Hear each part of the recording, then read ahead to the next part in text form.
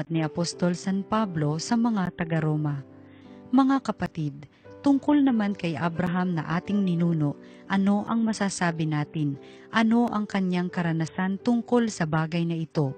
Kung siya'y pinawalang sala dahil sa mga gawa, may ipagmamalaki siya. Ngunit wala siyang maipagmamalaki sa paningin ng Diyos, sapagkat sinasabi ng kasulatan, nanalig sa Diyos si Abraham. Dahil dito, siya'y pinawalang sala ng Diyos. Ang ibinibigay sa taong gumagawa ay hindi ibinibilang na kaloob kundi upa.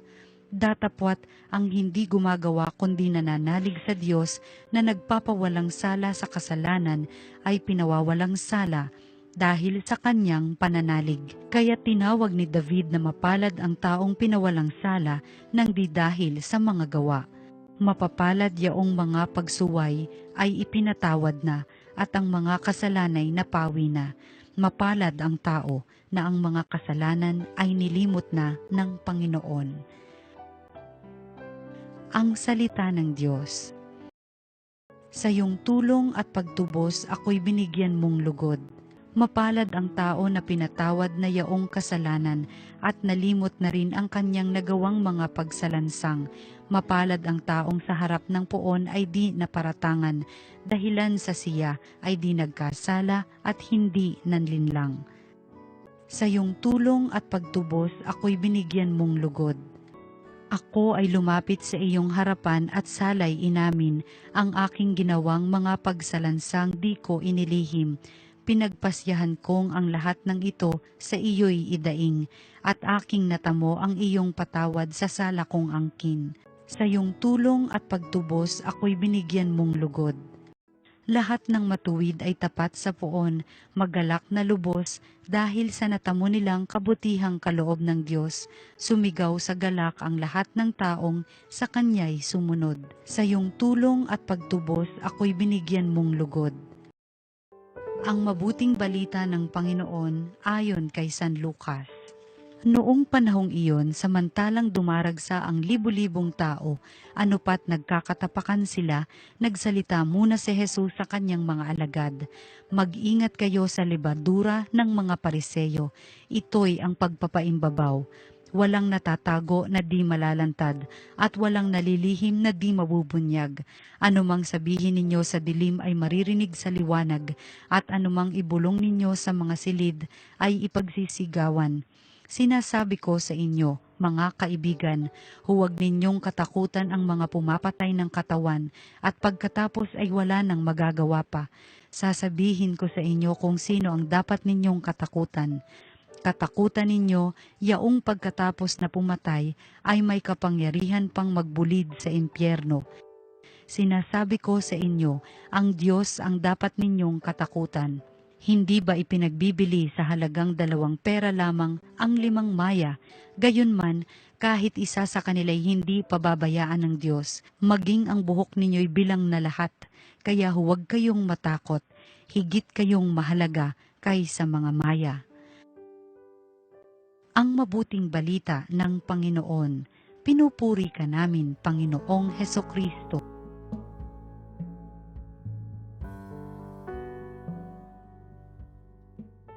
Magandang araw po sa inyong lahat. Ngayon ay narito na naman tayo Biyernes sa ating programa Salita ng Diyos, Salita ng Buhay, na kung saan binibigyan tayo ng karunungan ng Panginoon upang makapaglakbay tayo sa katotohanan patungo o pabalik sa Kanya, sa kaligtasan. Ngayong araw na ito ay binibigyan tayo ng babala ng ating Panginoon Jesucristo. Ang sabi niya, mag-ingat kayo sa lebadura ng mga Pariseo.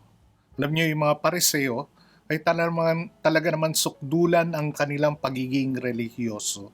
Sinisikap nilang sundin ang nasusulat na batas. Ganun pa man, ang espiritu ng batas at ang batas ng pag-ibig ay hindi palaging bahagi ng sistema ng kanilang pinaniniwalaan. May mga pagkakataon na ginagamit nila pa ang batas para siluin at siraan ang kanilang kapwa. At ganun ang ginawa nila sa ating Panginoon Jesucristo hanggang sa humantong ito sa kamatayan niya. Kaya naman siya'y nagbabahala para sa mga Pariseo sa kanilang kalagayan. Ngayon nagbigay ng babala din si Jesus sa kanyang mga disipulo tungkol sa takot. Sinabihan niya sila na huwag katakutan ang mga may kapangyarihan na maaring pumatay ng ating katawan, ng laman ng tao, kundi pagtuunan natin ng pansin ang pumapatay ng kaluluwa ng ating espiritu na nagpapahiwalay sa atin sa Diyos. Ninanakawan tayo ng kaligtasan. Lahat tayo mga kapatid ay natatakot. Natatakot tayong mamatay, unang-una pisikal, at hindi lang pisikal, natatakot tayo sa napakaraming bagay. Yung mabaliwala ka, maliitin ng iba, aksidente, takot na takot tayo, sa mga sakit, mamatay ang mga minamahal natin sa buhay, kabiguan, yung machismis, manakawan, maloko, mawalan ng trabaho, bumagsak sa exam. Ang listahan ay walang katapusan. Ang kinatatakutan natin ay walang hanggan. Kailangan natin proteksyonan tuloy ang ating sarili, ipagtanggol, magpanggap. At ito'y nagdulot ng trauma sa atin, kaya't nahihirapan din tayo maniwala sa totoong pagmamahal. Palagi tayong suspitsyoso. Pati sa Diyos, tayo ay nagdududa na baka naman itong pagmamahal na ito ay may hangganan. Lahat para sa atin ay may kapalit, may kabayaran. Ito ang dahilan kung bakit nagpapanggap tayo. Bakit nagiging mapagpaimbabaw tayo. Hipokresiya para maging katanggap-tanggap sa ibang tao. Pagsisikap ng tao para iligtas ang kanyang sarili sa mata ng iba. At ito yung tinutukoy ni Jesus na lebadura ng mga Pariseo. Sa halip na umuunlad ang ating kalooban dahil sa pananampalataya, dahil sa pag-ibig, pinalalala ng hipokresiya ang pagkabulok ng loob dahil sa takot. Mapaganib ang nakatagong dahilan ng ating korupsyon sa loob. Kaunting hipokresiya lamang ay sapat upang sirain nito ang pundasyon ng espiritual nating pamumuhay. Para itong magandang bahay sa panlabas, pero pinamamahaya naman ng anay sa loob. Lumabas tayo na tapat na tagasunod ng ating Panginoon, pero walang katapatan naman sa loob, walang pag-ibig. Nagmumukhang mabuti, pero hindi nagpapakabuti.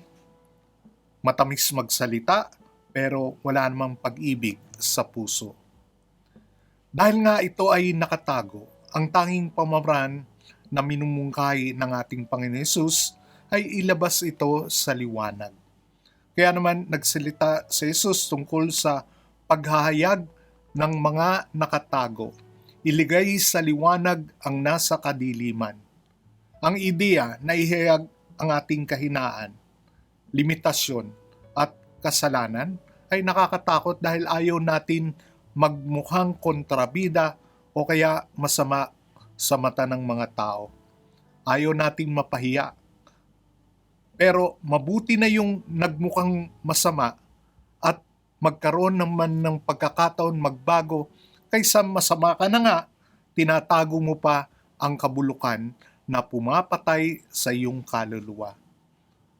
Ang pagiging matuwid ni Abraham sa ating unang pagbasa, ito'y galing sa sulat ni San Pablo, ay di dahil sa kanyang gawa, ito yung kanyang sinabi, kundi dahil sa pananampalataya.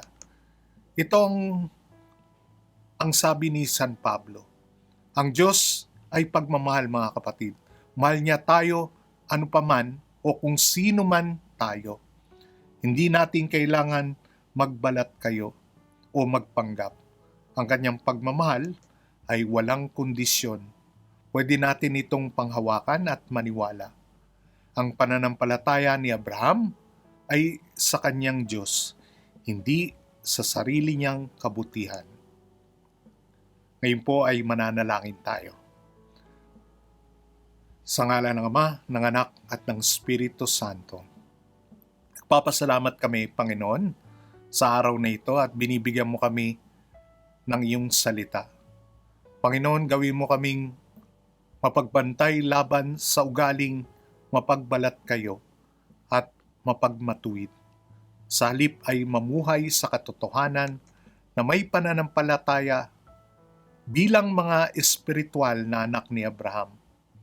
Palitan mo ng pag-ibig ang takot upang huwag kaming mawalay sa iyong anak na si Jesus. Ang lahat na ito iniling namin sa ngalan ng iyong anak na si Kristong aming Panginoon.